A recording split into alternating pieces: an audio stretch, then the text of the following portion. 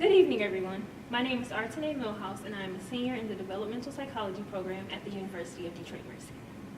I am standing before you today as the recipient of the Mary Leila Copey Endowed Scholarship. I feel blessed beyond measure to have been selected for such an honor. As I look back on my life, my experiences in the last 4 years at Detroit-Mercy, I realize that it is only by the favor and grace of God that I am here today. A number of young people who come from where I come from did not make it into college. Some cannot afford college, and some were never told or believed that they can make it to college. Many of the young people who have grown up on the east side of Detroit, as I did, believe that they must be athletes or entertainers to make it out of the city. I am thankful to have parents who believed and taught me otherwise. Neither of my parents received a college education. However, they made a promise to themselves and each other to break this cycle. They have stayed true to this commitment. There is not a day that goes by in my home that my younger siblings and I do not hear my mother's favorite quotes. Be an example to others, and most importantly, education is the key to success. I heard these encouraging phrases so often as a child that I grew up believing them and applying them to my everyday life.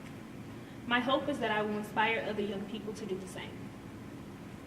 As I approached my high school graduation, I anxiously anticipated going to an out-of-state university. However, I had to reconsider my plans once my mother was diagnosed with fibromyalgia. To be honest, I had no idea what Detroit-Mercy was, and I had no intention of attending the university. I became aware of the school during a college tour at Cranbrook-Kingswood Horizons of Rebound program. I visited various colleges during our tours, but never had felt as welcomed as I did on Detroit-Mercy's campus. It was the first college I had ever visited in which I was greeted by every person I passed.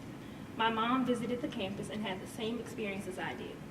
That was the day I decided Detroit-Mercy was the university for me. I will not say that being a student at Detroit-Mercy has been easy, but it has definitely been worth it. I have been able to flourish in ways I had never imagined as a first-generation college student.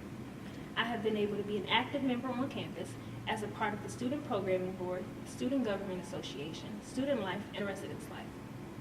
I have stayed true to the university's mission by giving back to my community as a volunteer for Jesu Catholic School, Grace Community Church, and the Hamtramck People's Community Center.